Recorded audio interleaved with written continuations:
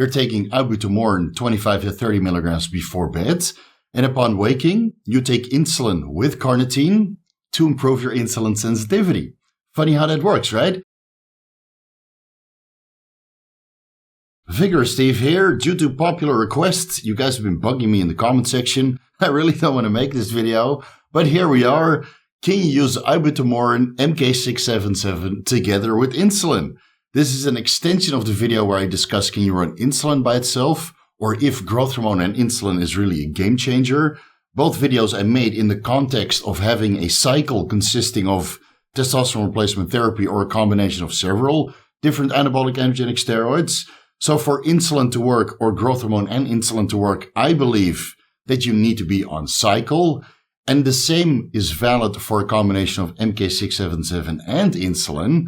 I feel that you need to be on a steroid cycle, at least testosterone replacement therapy, for this protocol to work. This way you get anabolism through the androgen receptor, the growth hormone receptor, the IGF-1 receptor, and the insulin receptor. Whereas if you don't have steroids in the picture, then you're missing out on this anabolic pathway.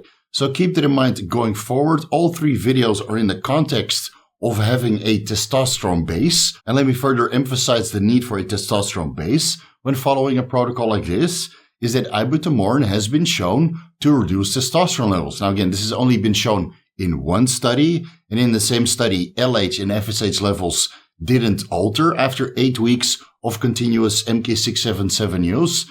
Still, the testosterone reduction was notable. You also keep in mind that ghrelin has a direct negative effect on LH secretion as well as testosterone synthesis downstream. Now, ibutamoren MK-677 is a ghrelin mimetic. So even though the amount of scientific evidence isn't that extensive, when we look at ghrelin, which has been studied extensively, we do know that ghrelin at higher concentrations, longer duration of exposure, is known to suppress testosterone levels. If we go with the scientific evidence established on chronic ghrelin exposure, we can extrapolate that ghrelin mimetics would elicit a similar response. So please have your TRT protocol on standby when you're going to experiment with a combination of ibutamoren and a long-acting insulin. A single dose of 25 milligrams ibutamoren can raise growth hormone concentrations upwards of up to 24 hours, and IGF-1 concentrations might stay elevated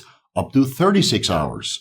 So keep that in mind. If you're going to expose yourself to ibutamoren daily, a dose of 25 to 30 milligrams before bed, which seems to be the effective dose to raise growth hormone concentrations quite substantially. Growth hormone induces lipolysis, which raises free-form fatty acid concentrations within the bloodstream. This can ultimately result in insulin resistance because these free-form fatty acids inhibit insulin receptor substrate 1 and reduce the amount of glucose and nutrients the cell can uptake, even though insulin is attached to the insulin receptor. Now, with exogenous growth hormone, this free-form fatty acid concentration is only increased for a duration of approximately 4 hours. But with ibutamoren MK-677, due to this chronic exposure or chronic secretion of growth hormone, you also get chronically elevated free-form fatty acid levels within the bloodstream. So you get a chronic reduction of insulin sensitivity, chronic insulin resistance. So you have to keep this in mind. You need to take care of these free-form fatty acids consistently throughout the day for a combination of ibutamoren and insulin to work. So if you go with a long-acting growth hormone secretagogue and a long-acting insulin in the form of Lantus, for example, then you need to take care of these free-form fatty acids throughout the entire duration of the day. You can do this with activity by doing 10-minute walks, for example.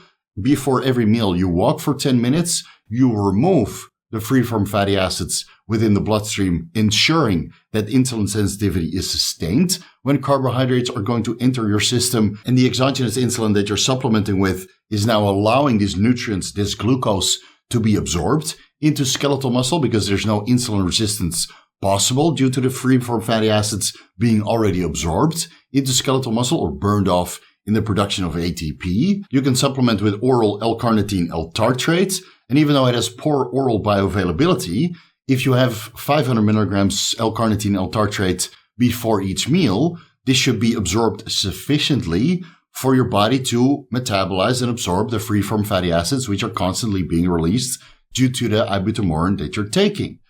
And otherwise, right, if you're a little bit worried about TMAO, get diagnosed first. Merck Health in the United States offers comprehensive blood work screening where you can actually test for TMAO. You can actually kill all of the bacteria that cause TMAO production within the intestinal tract, which then your liver converts into TMAO. You can kill these bacteria with a course of doxycycline. And if you don't want to go the doxycycline route because your gut microbiome might get destroyed in the process and you need to repopulate your gut microbiome afterwards, then you can go with a supplement like allicin.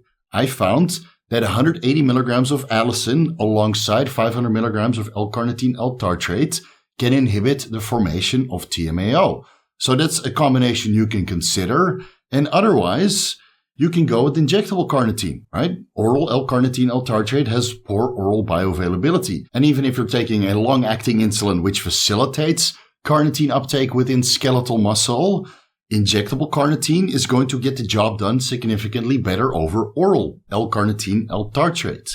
Keep that in mind. A low dose of 500 milligrams injectable carnitine injected subcutaneously upon waking alongside the long-acting insulin is going to help you dispose of these free-form fatty acids, which are otherwise going to cause you insulin resistance, worsening your overall insulin sensitivity. So in this case, you're taking ibutamoren 25 to 30 milligrams before bed, and upon waking, you take insulin with carnitine to improve your insulin sensitivity. Funny how that works, right?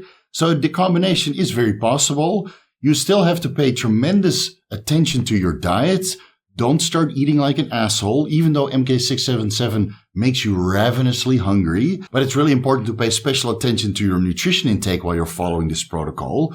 Because when you're eating a ton of carbohydrates and your glycogen stores are chronically saturated, this is also how you lose insulin sensitivity. If you're eating a lot of saturated fats, and even some of the fats coming from peanuts, for example, or MCT oil, from my personal experience, I see that they're horrible for insulin sensitivity as well. And of course, peanuts and other fat sources, especially saturated fat sources, they raise free-form fatty acid concentrations in the bloodstream as well. And now this insulin receptor substrate 1 is still inhibited. Insulin resistance is still present on top of the chronically elevated growth hormone levels, further contributing to this issue. So you have to pay extra special attention. Don't get into a state where your glycogen stores are chronically saturated. Ideally, you're in a place where you're like 90 to 95% saturated regarding your glycogen stores. And it's very easy to see. Instead of getting a mega pump during a workout, now you get a good pump, which goes away afterwards. You still wake up slightly flat. And as long as you're monitoring your glucose levels throughout the day, and you see that your glucose levels are sustained over the day, then you're not overdoing the carbohydrates. So what I'm actually trying to say here is that there's no easy way out. You probably thought, I'm going to combine MK-677 with some insulin, and everything is going to be all right.